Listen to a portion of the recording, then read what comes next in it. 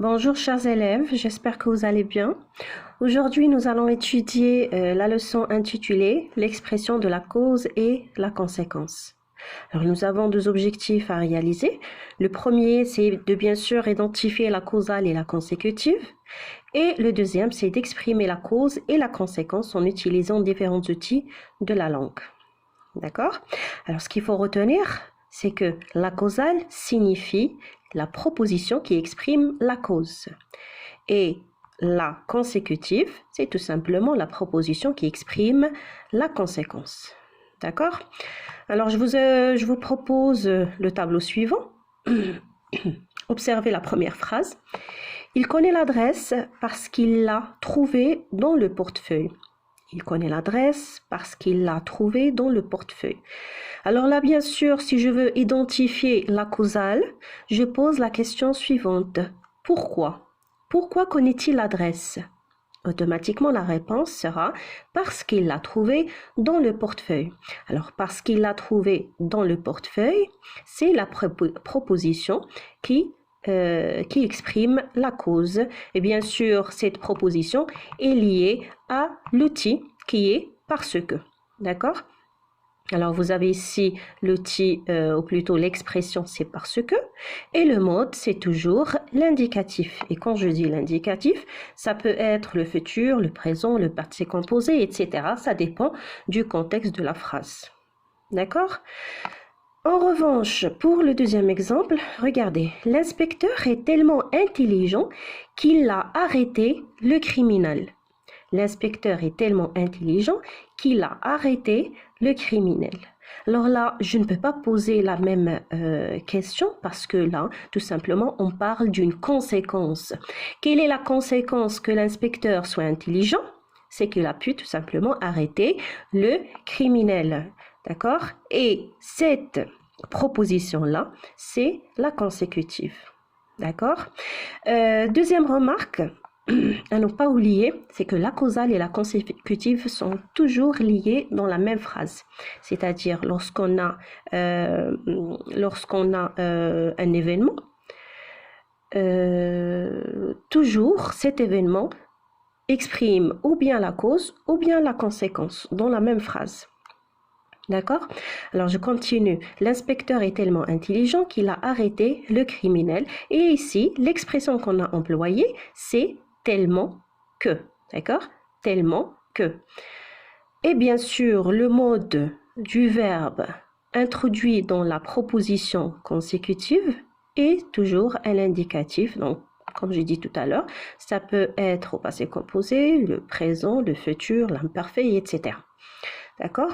Alors, pour aller aux choses plus simples, c'est vous avez ici tout un ensemble d'expressions qu'on peut employer soit pour la cause ou bien pour la conséquence. On commence par les premières expressions. Alors, pour exprimer la cause, on emploie soit parce que, car, puisque, étant donné que, vu que, sous prétexte que, etc.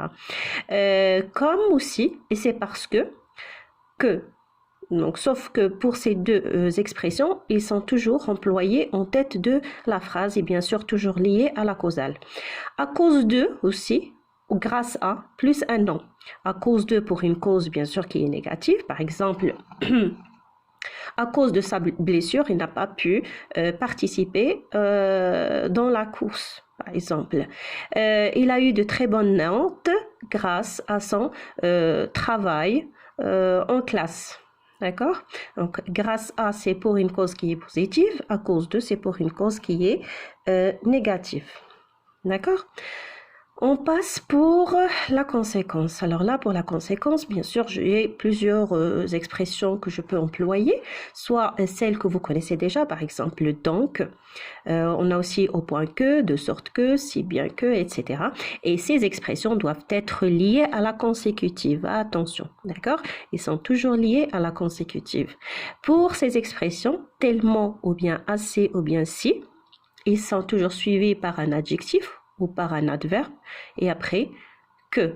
Et que doit être lié à la consécutive. Par exemple, il est tellement courageux qu'il a pu arrêter le criminel. D'accord? L'élève, ou plutôt le travail est si difficile que l'employeur, ou plutôt l'employé, a pris une pause. D'accord? Il marche si vite, donc là on a employé un adverbe, il marche si vite qu'il est tombé. D'accord? Alors, tellement assez ici, on les emploie soit pour un adjectif ou bien pour un adverbe et que toujours lié à la consécutive. Pour ces expressions aussi, on peut les employer pour exprimer la conséquence. Trop de, trop peu de, assez pour, plus un infinitif. Ou bien je peux dire par exemple trop pour que, assez pour que, et là je dois employer le subjonctif dans la consécutive. D'accord? Alors, s'il vous plaît, faites attention à ces expressions. La leçon est vraiment très très simple.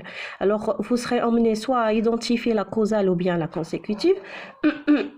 Pardon. Aussi, une remarque très importante, c'est qu'on peut pas, par exemple, vous demander de relever une subordonnée de cause. Alors, s'il vous plaît, faites attention. Si vous trouvez une phrase ou plutôt une proposition qui commence par car, c'est pas une subordonnée, d'accord? Comme je vous ai dit en classe. Car, c'est une conjonction de coordination. Donc, c'est une proposition coordonnée. Si on vous demande une subordonnée, alors vous pouvez, par exemple, identifier d'autres expressions comme parce que, étant donné que, etc. D'accord? La même chose pour la conséquence. Donc, s'emploie pour une proposition coordonnée et non pas pour une proposition subordonnée. D'accord? Alors voilà, c'est ainsi que notre leçon touche à sa fin. Je vous remercie de votre attention. Au revoir.